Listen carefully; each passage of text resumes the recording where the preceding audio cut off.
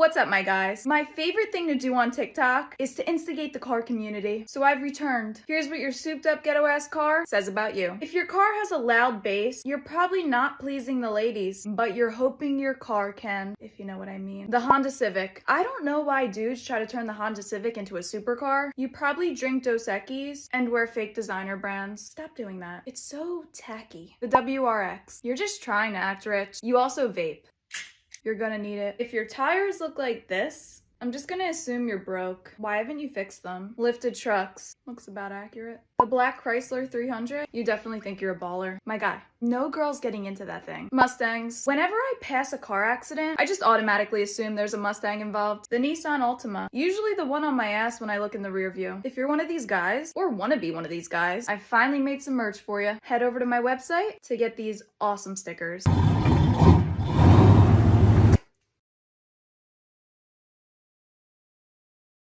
What's up, my guys? I just want to reminisce a bit and bring back some of the old car content in hopes that the car community will finally accept me. So here's an updated What Your Car Says About You video. Mustangs. Whenever I pass a car accident, I just assume that there's a Mustang involved. This is for the car guys that don't know anything about sports cars, but they want everyone to think that you know shit. In reality, you only bought this car because all of your knowledge comes from the Fast and Furious movies. The Subaru Crosstrek, you probably wear Crocs or Jesus sandals, and shop at LL Bean. The souped up ghetto ass car. You're trying to compensate for something else here, bud, aren't you? If it's loud as fuck, in addition to being ugly as fuck, you're just straight up ignorant. The Honda Civic. I don't know why people try to turn a Honda Civic into a supercar. You probably drink Dos Equis. Disgusting. And stop wearing fake designer brands. You look tacky, my guy. The Dodge Charger. You're a wannabe cop, but just don't have the balls to be one. Also the type of guy that only gets it on in his car because he's still living in a grimy basement. Sad. The Mini Cooper. One time I dated a guy in high school. He really broke my heart, let me tell you. And then one day when he got his license, he pulled up to school in a Mini Cooper. That was the day I got over him.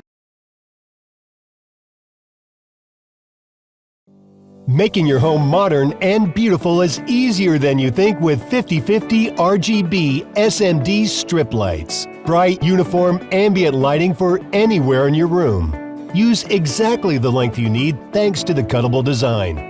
Waterproof properties and the use of double copper make them durable and long-lasting in all conditions. Change the colors, effects, and brightness of the lights thanks to the wireless remote or the app on your phone.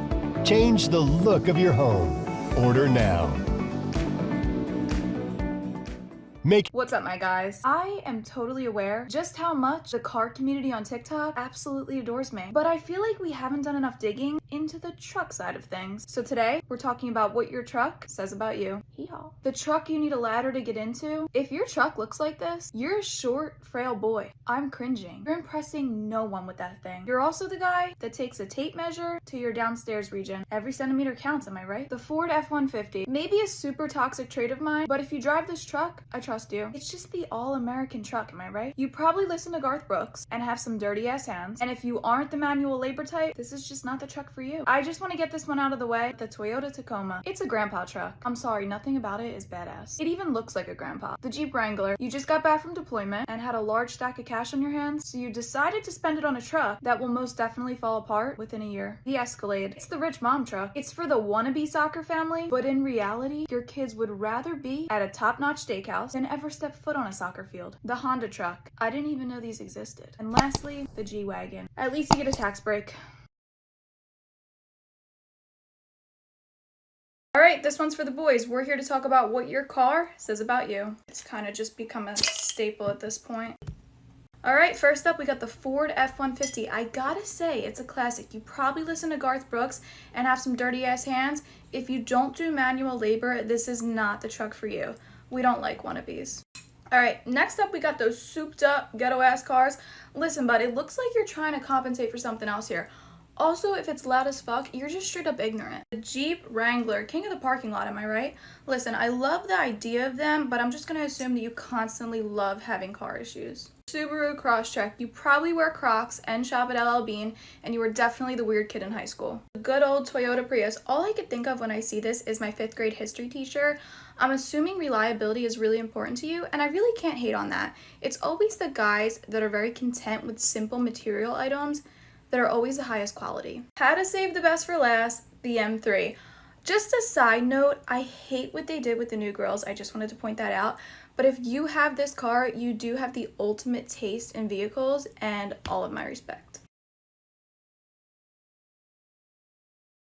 What's up, my guys? I haven't done car content in a minute, and I know how devastated you all have been. So I'm here today to put the dating advice aside and provide you with some more of my controversial takes on some of your favorite cars. Let's get right into it. So it's been brought to my attention that there's something called a hypercar, which is not to be confused with a supercar. Go figure. I still have no idea what the difference is, so I had a member of the car community send me a few, and I'm going to rate them. First up, we have the Bugatti Chiron. I did a brief little Google search of this one, and apparently it was the first car to break 300 miles per hour on the track, and it's also Daddy's favorite brand, so for that I'll give it an 8 out of 10. But here's where they lost me. Andrew might be a little upset with this take, but it's literally a Volkswagen. Apparently it has the same key as a Jetta, so that's just trash. The Koenigsegg Agera. Can I get a little round of applause for spelling it correctly? Thank you.